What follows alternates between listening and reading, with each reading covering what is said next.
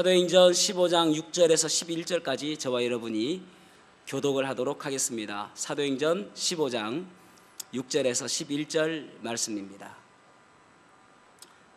사도와 장로들이 이를 의논하러 모여 많은 변론이 있은 후에 베드로가 일어나 말하되, 형제들아, 너희도 알거니와 하나님이 이방인들로 내 입에서 복음의 말씀을 들어 믿게 하시려고 오래전부터 너희 가운데서 나를 택하시고 또 마음을 아시는 하나님이 우리에게와 같이 그들에게도 성령을 주어 증언하시고 믿음으로 그들의 마음을 깨끗이 하사 그들이나 우리나 차별하지 아니하셨다. 그런데 지금 너희가 어찌하여 하나님을 시험하여 우리 조상과 우리도 능히 매지 못하던 멍에를 제 아들의 목에 두려느냐.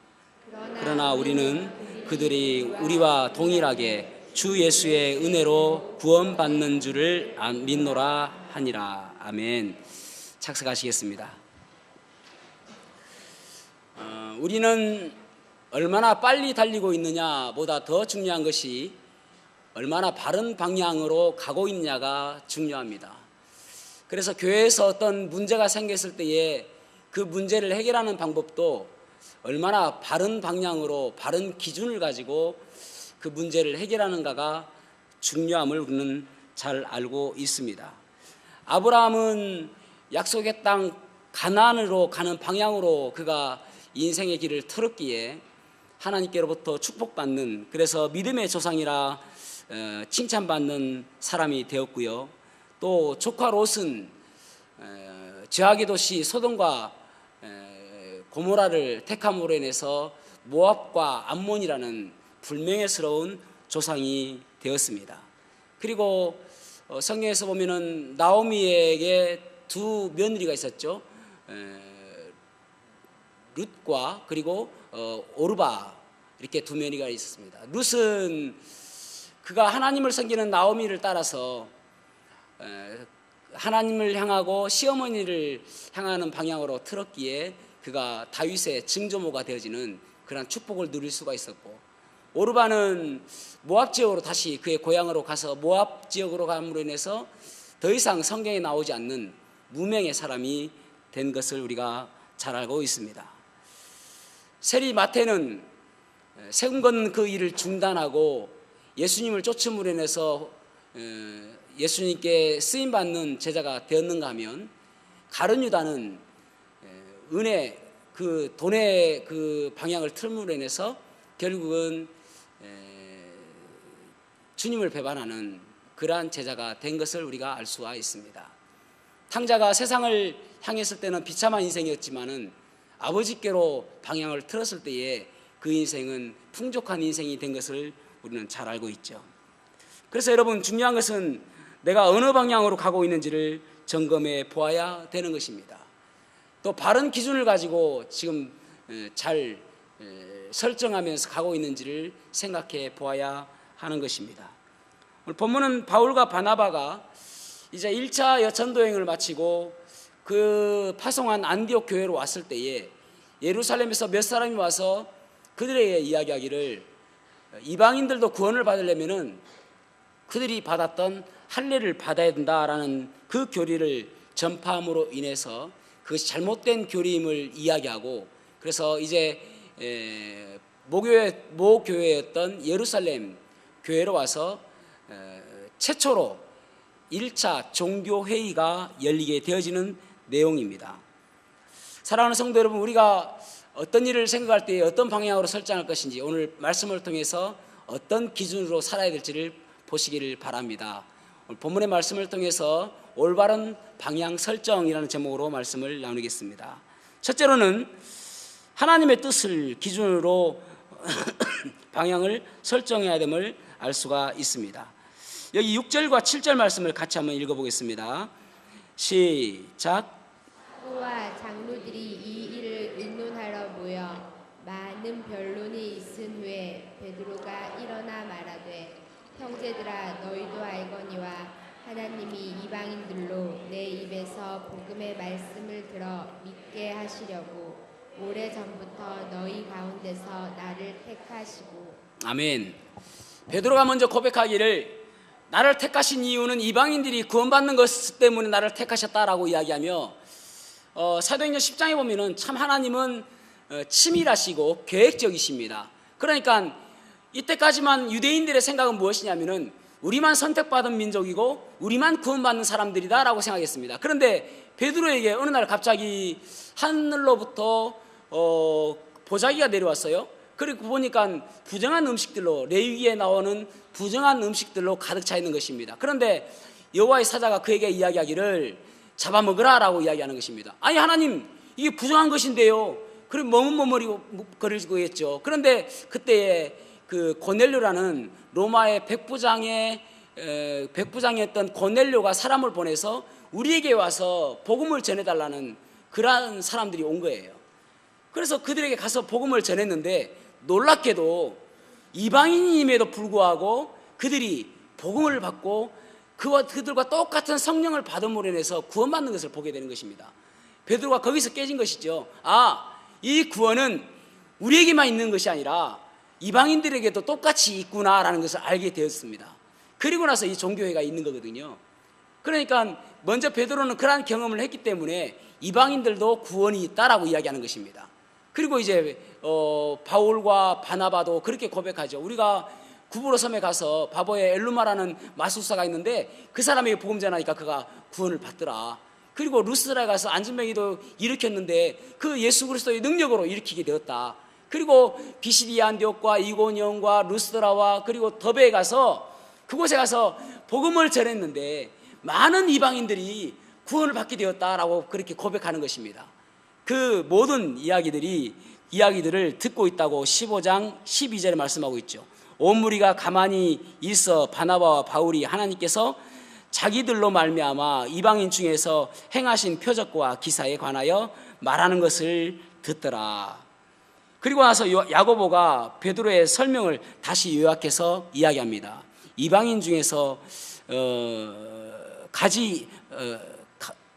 이방인에게서 이름을 위한 백성을 각자 이름을 위한 백성을 취하시려 그들을 돌보셨다라고 하나님께서 말씀하십니다. 이게 14절에 나와 있는데요. 이방인들 중에서도 자기들 그 구원받은 사람들을 주셨다는 거예요. 그런데 그 사람들에게 누구를 주시냐면은 예수 그리스도를 주셨다라고 야고보가 이야기합니다. 그러면서 그 이야기가 무엇이냐면은 바로 시므온이 베드로가 그렇게 이야기했다라고 그렇게 이야기하고 있는 것입니다. 여러분, 하나님의 뜻은 무엇이냐면은 하나님의 뜻은 이방인들께까지 구원받는 것이 하나님의 뜻이었습니다. 그래서 사도행전 1장 8절에 오직 성령이 너희에게 임하시면 너희가 권능을 받고 예루살렘과 온 유대와 사마리아와 땅끝까지 이르러 복음을 증거하라고 말씀하셨지 않습니까? 증인된 삶을 살아라고 말씀하셨지 않습니까? 그러니까 결국은 그 모든 곳에 이방인들에게 복음을 증거하라고 말씀하시는 거거든요. 하나님의 뜻은 그렇습니다. 그래서 여러분, 우리가 살아가면서 이것이 하나님의 뜻인가, 어떤 문제가 있을 때에 어떤 결정을 해야 될 때에 이것이 하나님의 뜻인가를 먼저 물어보는, 그래서 결정하는 모습이 우리에게 있어야 되는 것입니다. 왜냐하면 하나님께서는 우리보다 더 전능하시고, 왜냐하면 하나님께서는 우리보다 더 전지하시기 때문에 그렇습니다. 여러분, 우리 자녀들에게도 그러지 않습니까? 보면 답답하잖아요. 저만 그렇습니까? 답답해서 이야기하잖아요. 너 그렇게 하지 말아라. 그렇게 살다가는 후회해. 왜 그렇습니까? 우리가 다 살아봤거든요. 우리가 다 해봤거든요. 우리가 한번 실패해봤잖아요. 그래서 똑같이 그렇게 살면 실패하기 때문에 너 그렇게 살지 마. 우리는 경험자이고 그들보다는 우리가 더 지혜롭잖아요. 그런데도 아이들은 그것을 못 듣죠. 나이 차이가 나서 모르시는 거예요. 이해하지 못하시는 거예요. 우리를 잘 모르시는 거예요. 그게 아니에요. 우리는 다 살아봤잖아요. 맨날 게임해보기도 하고 맨날 놀아보기도 하고, 그리고 시험 치고 나서 보니까 후회하더라니까요. 괜히 놀았다. 좀 공부할 걸. 그래서 시험 답안지를 받고 나서는 항상 연필을 굴리면서 몇 번을 쓸까. 우리도 해봤단 말이야. 그러니까 후회하더라. 굴리지 말고 머리 써서 공부해라. 그죠? 그래서 여러분, 지혜로운 사람 옆에 있으면 지혜로울 수밖에 없습니다. 그런데 우리 하나님 얼마나 지혜로우신 분이세요. 홍콩의 갑부 가운데 이가성이라는 분이 계십니다. 이가성. 이분은 엄청 갑부예요. 1925년 출생인가 그러니까 지금은 이제 할아버지가 되셨죠. 근데 이분이 자기의 차를 30년간 운전했던 운전기사에게 이제 수고했다고 하고 은퇴 기념으로 위로의 수표를 주는 거예요. 얼마냐면은 200만 엔. 그러니까 우리나라 돈으로 약 3억 3천만 원 정도 된답니다. 수표를 써가지고 3억 3천만 원 운전수에게 딱 줬어요. 그러니까 운전수가 뭐라냐면은 저 그 돈 필요 없어요. 우리라도 주지, 그죠? 필요 없어요. 아니, 왜? 저 2천만 원 있어요. 33억 우리 돈으로. 그 깜짝 놀란 거예요. 아니, 네 월급이 기껏해야 한 달에 60에서 80만 원인데 우리나라 돈으로. 근데 어떻게 이렇게 많은 돈을 모았어? 하니까 제가 운전할 때 회장님이 뒤에서 거기 있잖아 그 땅, 그 땅 좀 사나 하면은 그 옆에 땅을 좀 사고, 그 주식이 있지 주식, 그 회사 주식 좀 사나 이러면은 또 그 회사 주식도 사고, 자기 형편에 맞게 회장님은 많이 사겠지만 나는 조금씩 사놨는데 그게 결국은 이렇게 되었습니다 라는 거예요. 돈 벌기 참 쉽죠? 결국은 그 옆에 있으니까 그렇게 되는 것이죠. 여러분, 파리를 쫓아가면 화장실밖에 안 못 가는 거예요. 꿀벌 쫓아가면은 꽃 가운데로 쫓아갈 수가 있는 것입니다. 내가 지금 어느 방향으로 가고 있는가, 지혜로우신 하나님의 뜻대로 하나님의 마음을 가지고 살고 있는가, 그게 중요한 거예요.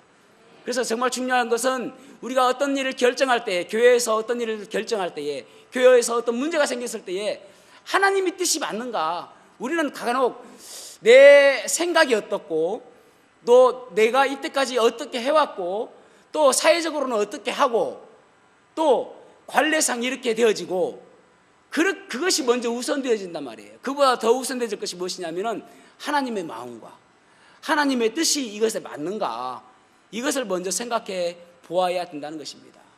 그럴 때 우리가 올바른 방향으로 설정할 수가 있음을 기억하시기를 바랍니다. 두 번째로는 은혜가 드러나는 방향으로 설정해야 됨을 알 수가 있습니다. 11절 말씀을 같이 읽어볼까요? 15장 11절 시작. 그러나 우리는 그들이 우리와 동일하게 주 예수의 은혜로 구원받는 줄을 믿노라 하니라. 아멘. 본문의 말씀에서는 우리가 구원받는 데 필요한 것이 무엇이냐면은 주님의 은혜로 동일하게 구원받는다라고 말씀하고 있습니다. 인간의 행위가 인간의 어떤 덕이 아니라, 인간의 어떤 삶이 아니라, 중요한 것은 주님의 은혜로 구원받는다라고 말씀하고 있습니다. 그래서 여러분, 교회에서 가장 선포되어져야 될 것이 무엇이냐면은 주님의 은혜입니다. 교회가 타락할 때는 항상 주님의 은혜에 플러스 뭐가 있었어요. 그래서 은혜가 희석되어지는 거예요. 교회에서는 은혜 외에는 선포되어서는 안 되는 것입니다. 십자가만이 선포되어져야 되고, 주님의 은혜만이 선포되어져야 되고, 우리는 아무것도 아닌 존재임을 선포되어져야, 그래야 그 교회가 올바른 교회가 될 수가 있는 것입니다. 교회가 가장 타락했을 때가 언제인지 아십니까? 종교개혁을 일으켰을 때가 종교가 가장 타락했을 때입니다. 1500년대예요. 1513년에 카톨릭이 엄청 타락했을 때에 잔 티첼이라는 사람이 면죄부를 팔았어요. 천주교에는 연옥이라는 것이 있습니다. 그러니까 천국과 지옥 가기 전에 어디에 사람들이 머물러 있냐면은 연옥에 머물러 있다라고 믿습니다. 그래서 이 티첼이라는 사람이 뭐라고 사람들을 선동하냐면은, 그때 성 베드로 성당을 짓기 위해서 돈을 좀 모금해야 됐습니다. 그래서 여러분, 이 면죄부를 여러분이 사시면은 그 동전이 이 헌금 바구니에 땡그랑 떨어질 때에 그 땡그랑과 동시에 여러분의 부모님이 연옥에서 천국으로 갑니다. 그래서 엄청나게 많은 사람들이 그 면죄부를 샀단 말이에요. 왜 그렇습니까? 은혜 외에 다른 것들이 플러스 되면 안 된다니까요. 오직 은혜만이 나타나야 되죠. 여러분이 생각해 보시기 바랍니다. 천국 입장권을 돈으로 살 수 있다 생각해 보시기 바랍니다. 예를 들어서 1억이라고 치십시다. 그러면은 우리가 평생 동안 여기서 1억 모아가지고 이제 천국과 지옥으로 나뉘어지면 영원하잖아요. 그러면은 무슨 수를 썼어라도 1억을 모으지 않겠습니까? 그런데 10억이면요. 그러면은 도둑질 해서라도 10억을 모으지 않겠습니까? 천국과는 그게 있는데, 천국과는 입장권인데 100억이라면요. 그래도 모아야 되죠. 영원히 지옥에 안 가려면은. 그런데 우리에게 있지 않습니까? 비매품이라는 게 있잖아요. 비매품이라는 것은 우리는 대부분 너무나도 익숙한 것은 화장품 샘플, 공짜 주는 거, 그것이 비매품으로 생각하지 않습니까? 왜 비매품입니까? 값으로 매길 수 없기 때문에 비매품이에요.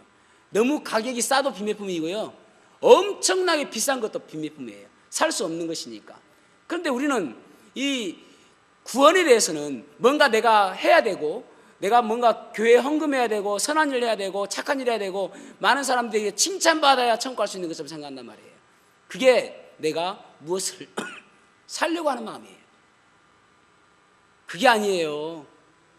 오직 은혜로 구원받는 것입니다. 예수님께서 나를 위해서 십자가에 달려 돌아가셨다가 3일 만에 부활하신 것을 믿는, 그것만 믿으면 천국 간다니까요. 어떤 사람은 내가 이것밖에 할 것이 없습니까? 뭐 이래 쉬워요. 쉽다니까요. 그러면 구원받는데 자꾸 뭔가 내가 하려고 한단 말이에요. 그런데 우리가 할 수 있는 일이 아니란 말이에요. 저희 하민이가 지금 군대가 있지 않습니까? 6살쯤 되어서 제 노트북을 책상 밑에 깔고 위에서 점프해서 뛰어내렸어요. 그래서 제가 보니까 액정이 깨진 거예요. 그 당시에는 노트북이 좀 비쌌습니다. 200만 원 정도 줬거든요. 돈 화폐 가치로 생각한다면 지금 한 400만 원 정도 될 거예요. 그래서 액정을 수리하는데 얼마가 들었냐면 70만 원이 들었습니다. 그래서 제가 이거 누가 했어? 했어요. 그러니까 하민이가 제가 했어요. 거의 이제 울음 터뜨리기 일보 직전이에요. 그런데 저희 집 가훈이 안타깝게도 정직입니다. 정직하게 이야기하면 뭐든지 용서해 준다가 제 가훈입니다. 저희 집 가훈입니다. 정직이에요. 안타깝게도 용서를 할 수밖에 없었어요. 그런데 여러분, 예를 들어서 제가 하민이에게 너 이리 와. 너 6살이니까 지금부터 70만 원 벌어서 다 줘. 일단 신체 포기각서 쓰자. 그리고 내일부터는 유치원 갈 필요 없이 끈팔로 가자. 그러면서 얘를 끌고 다니면서 제가 그렇게 노래 부르겠죠. 너는 내 노예니라, 나에게 돈 갚을 내 노예니라, 이렇게 부르면서 끌고 다니면서 거지처럼 돈도 좀 구걸하게 하고 또 껌파리 하고. 아니 70만 원 이하가 어떻게 모으겠습니까? 불가능한 일은 아니죠. 그러나 어려운 일 아닙니까? 그런데 얘한테 내가 됐다, 괜찮다 씩 웃는 거예요. 이게 은혜에 대한 감사이죠. 너무너무 좋아가지고 씩 웃는 거예요. 야, 이제 내가 껌 안 팔아도 되겠구나.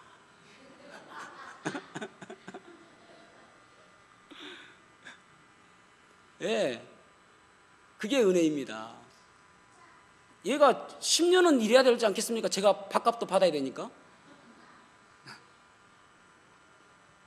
사랑하는 성도 여러분, 우리는 주님의 은혜로 구원받았습니다. 내가 잘나서가 아니라. 할례가 뭐예요? 할례는 남자 성기의 표피를 제거하는 것이거든요. 근데 할례의 의미는 무엇이냐면은 아브라함을 하나님께서 부르셔서 이제 너는 나의 백성이다, 내가 선택한 백성이다, 너를 통해서 예수 그리스도를 보내주실 것이다, 너의 씨앗을 통해서 보내주실 것이다, 그런 의미거든요. 그러면은 그들은 할례할 때마다 무엇이냐면은, 야, 내가 이제 까부지 마, 나 그런 사람들이야, 그게 아니라, 야, 하나님께서 우리를 구원하여 주셨구나, 하나님께서 우리를 불러주셨구나, 하나님께서 우리를 선택하여 주셨구나, 이 은혜의식으로 할례를 하는 거예요. 하나님, 제가 하나님께 헌신하겠습니다. 하나님의 사람처럼 살겠습니다. 그렇게 할례를 하는 거예요. 근데 어느 순간부터 할례가 특권의식이 된 거예요. 그러면서 내가 할례 받으니까 이방인들은 개처럼 생각하고, 이방인들은 그들이 그 사람 취급도 하지 않는, 그래서 사마리아인들 거기 사는 곳도 그곳을 지나가지 않고 돌아가고 그렇게 한단 말이죠. 사랑하는 성도 여러분, 우리는 정직하게 이야기해 보시기 바랍니다. 내가 무엇을 해가지고 구원받을 수 있을까요? 내가 어떤 노력을 해가지고 구원받을 수 있을까요? 그게 아니라 오직 하나님의 은혜로 구원받게 됨을 기억하시기를 바랍니다. 11절 보세요. 그러나 우리는 그들이 우리와 동일하게 주 예수의 은혜로 구원받는 줄을 믿노라 하니라. 주님의 은혜로 구원받는다라고 말씀하고 있습니다. 그래서 교회는 주님의 은혜 받은 사람들로 가득 차 있고요. 교회는 죄인들만 가득 차 있고요. 교회는 하나님의 은혜 때문에 감격해하는 사람들이 가득 찰수록 그 교회는 좋은 교회인 것입니다. 그렇다면은 내가 은혜 받았다면은 우리의 삶도 은혜를 드러나는 삶을 살아야 되겠죠. 내가 오직 은혜 받았다면은 내가 내 행위로 구원받은 것이 아니라, 내가 무엇을 노력해서가 아니라 오직 하나님의 은혜로 구원받았다면은 내 삶이 구원받은 삶을 살아야 되겠지요. 싱가포르에 가면은 아주 큰 교회가 있는데 뉴 크리에이션 처치라는 교회입니다. 새 창조 교회라고 번역할 수 있겠죠.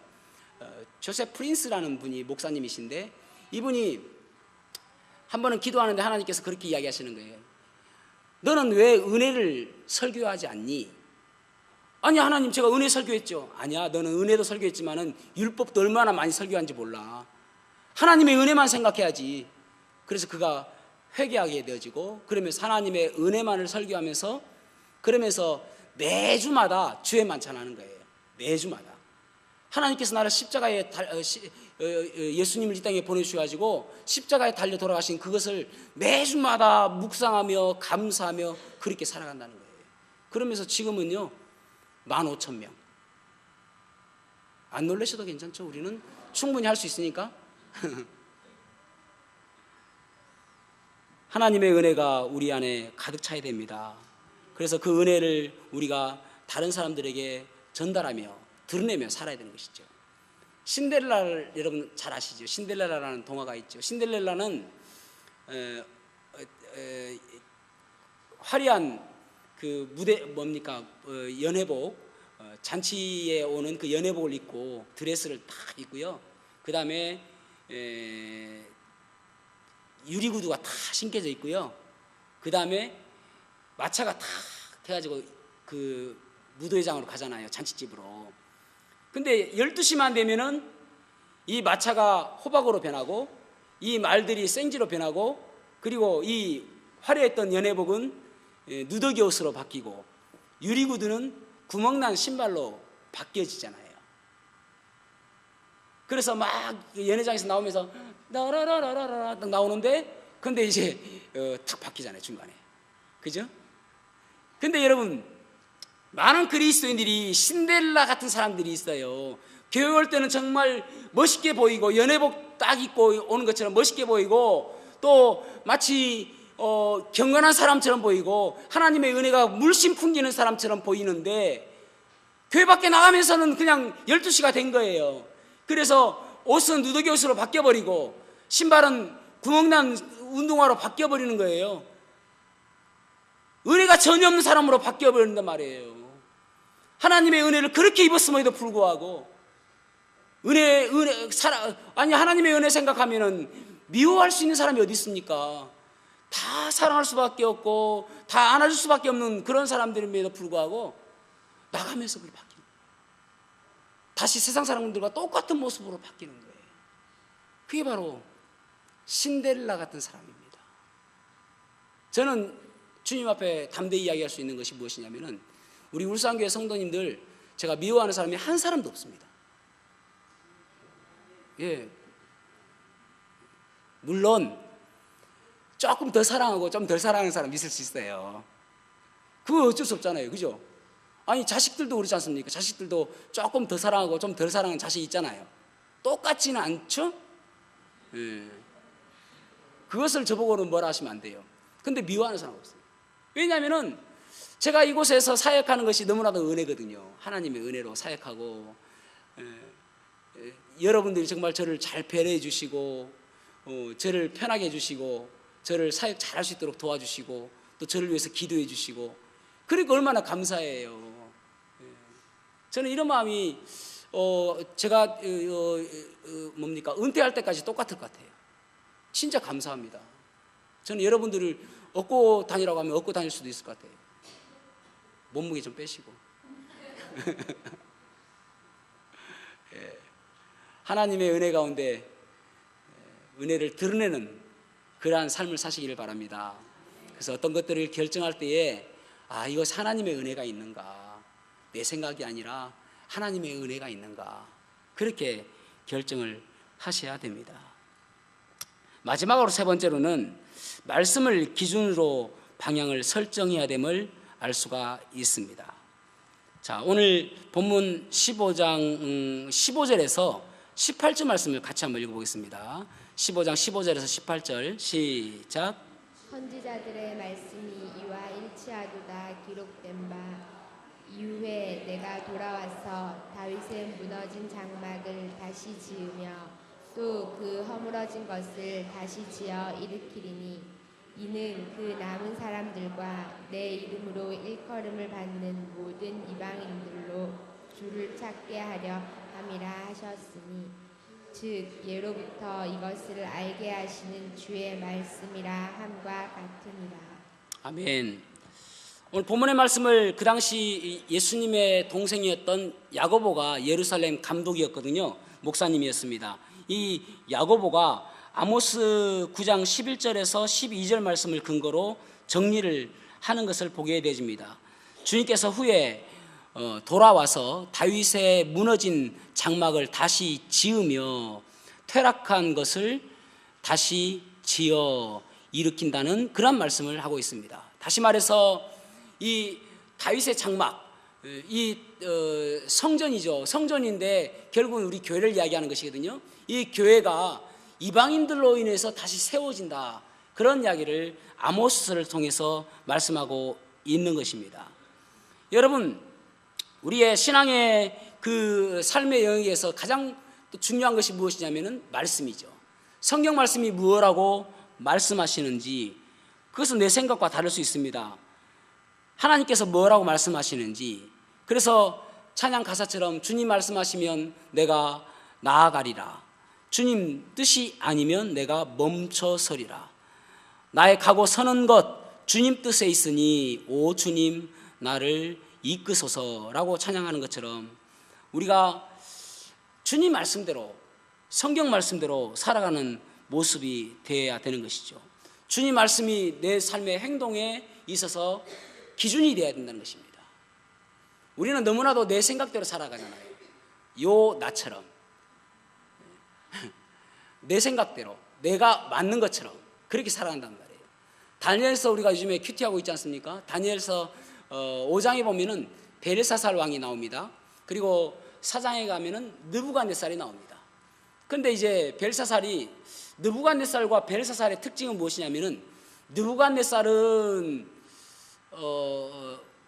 성전의 기물들을 빼와가 탈취해와 가지고 그리고 창고에 다 처박아 둡니다. 이것도 하나님을 무시하는 행동이죠. 성전의 기물이니까 중요한 것들 아닙니까? 그런데도 불구하고 다 창고에 처박아 둡니다. 그런데 벨사살은 한 단계 더 나아가 가지고 그것을 다 가져와서 귀인들 1000명을 딱 모아놓고 그들이 그곳에 술을 따라 마십니다. 그러니까 얼마나 하나님을 모욕하는 행동입니까? 그때 벽에 글자가, 손이 탁 나와서 글자를 써요. 메네메네 대겔 우바르신. 이것을 많은 사람들에게 풀어도 그 당시에 똑똑했던 그 신하들, 술객들, 모든 사람들 와서 풀어라 해도 풀지 못하는 거예요. 그런데 느부갓네살이 신상 꿈을 꾸었을 때에 다니엘이 꿈을 해석하지 않습니까? 그것을 이제 듣고 다니엘을 부릅니다. 다니엘이 불렀을 때에 다니엘이 뭐라고 해석하냐면은 저울에 달아봤는데 부족하다는 것입니다. 그래서 그날 저녁에 벨사살은 죽습니다. 느부갓네살은 그가 교만하여서 하나님께서 당신이 교만하지 않냐면은 당신은 하나님께서 벌 주실 수 있습니다라고 하는데 결국 느부갓네살은 돌이키지 않습니다. 그래가지고 7년 동안 짐승처럼 풀을 뜯으며 살아갑니다. 그리고 7년이 지났을 때에 그가 다시 사람이 되어지는데 그때에 이제 그가 고백하기를 모든 주권자는 하나님이십니다라고 고백하게 되어집니다. 근데 벨사살의 특징은 무엇이냐면은 다니엘 5장 22절 말씀을 같이 읽어보겠습니다. 다니엘 5장 22절. 자, 시작. 벨사살이여 왕은 그의 이것을 다 알고도 아직 마음을 낮추지 아니하고. 아멘. 다 알고도 아직 마음을 낮추지 않았다라고 말씀하고 있습니다. 그래서 벨사살은 그 저녁에 죽게 되어지는 거예요. 여러분, 우리는 몰라서 행동하지 않는 것이 아니죠. 다 알면서도 그렇게 살고 있잖아요. 다 알면서도 그렇게 하고 있잖아요. 하나님께서 얼마나 슬퍼하실까, 내가 그렇게 살면은 하나님께서 얼마나 안타까워하실까 다 알면서도 그렇게 살아가잖아요. 여기 귀인들 1000명을 모아서 그들에게 술을 따르게 했는데 귀인은 부유한 사람들이죠. 부유하다라는 영어 단어가 리치입니다. 리치라는 단어는 어디서 왔냐면은 라틴어 렉스에서 왔습니다. 렉스라는 단어는 무슨 말이냐면은 왕으로 대접받고 싶어하는 자들이라는 뜻입니다. 왕으로 대접받고 싶어하는 자들. 그러니까 부유한 사람들은 어떤 사람이냐면은 왕으로 대접받고 싶어하는 자들이란 말이에요. 여러분, 부유함을 꿈꾸지 마시기를 바랍니다. 내 왕은 주님이라고 고백하셔야 돼요. 내 삶의 주인은 주님이라고 고백하셔야 돼요. 내가 교만하지 않도록 주님 도와주십시오라고 고백하셔야 돼요. 결국 내 안에 주님께서 계시지 않으니까 내가 주인이 되어지고, 내 안에 주님보다 더 앞선 것이 있으니까 그것이 우상이 되어지고, 내 안에 다른 것들 때문에 내 마음이 주님 뜻대로 살지 못하게 되어지는 거잖아요. 결국 머리는 다 알고 있어요. 그렇게 살아서는 안 되는데 생각하면서, 그렇게 해서는 안 되는데 생각하면서, 이렇게 하면 하나님께서 진노하실 텐데라고 생각하시면서도, 다 알면서도 그 마음을 낮추지 아니하였다, 그 마음을 돌이키지 아니하였다, 그 교만을 그대로 갔다, 그렇게 이야기하고 있는 거예요. 다 알고도요. 6월달에 올 6월달에 이런 것을 했어요. 음주운전 집중 단속 기간이다 해서 그날은 반드시 집중 단속할 것이라고 예고를 했어요. 밤 9시부터 새벽 6시까지. 그런데 몇 명이 걸린지 아십니까? 480명이 단속에 걸렸어요. 거기서 246명은 면허 취소가 되었어요. 그리고 200명 정도는 면허 정지가 되었어요. 그런데 여러분, 한 번 그런 게 아니에요. 1월 달에도 그런 일이 있었거든요. 1월 달에도 음주 운전 집중 단속이다 해가지고 미리 예고하고 오늘은 반드시 단속합니다 했는데 그때는 504명이 걸렸어요. 그래서 신문에 뭐라고 적혔냐면은 그래도 줄어들었다. 여러분, 너무나도 어리석지 않습니까? 다 알고도 그렇게 하고 있는 거잖아요. 집중 단속할 거 알면서도 나 좀 잡아가시오라는 것이고, 내가 벌금 좀 내고 싶소 하고 하는 것이고, 내가 비참한 인생을 좀 살고 싶소 하는 마음으로 그렇게 하고 있는 거잖아요. 다 알고도. 근데 우리도 똑같거든요. 그 사람들이 어리석다고 이야기하면서도 우리도 다 알고도 말씀대로 살지 않아요. 주님께서 원하시는 방법대로 살지 않아요. 내 생각대로 살고 내 계획대로 살고, 그리고 나중에 넘어지고 자빠지고 불행한 일을 겪게 되잖아요. 다 알고도. 이게 다 알고도의 불행함입니다. 사랑하는 성도 여러분, 아는 만큼만 행동해도요 좋은 그리스도인 될 수 있어요. 아는 만큼만 살아도요 하나님께 칭찬받을 수 있단 말이에요. 우리가 수도 없이 말씀 듣지 않습니까? 아는 만큼만 살아도요. 다 알고도 어리석은 그러한 벨사살과 같은 삶을 살지 마시기를 바랍니다. 여러분, 방향을 결정할 때마다 하나님의 뜻을 물어보고 또 하나님의 은혜가 드러나는 삶으로 은혜가 드러나는 결정을 하고 또 말씀대로 결정하는 저와 여러분이 되기를 주님의 이름으로 축복합니다. 기도하시겠습니다.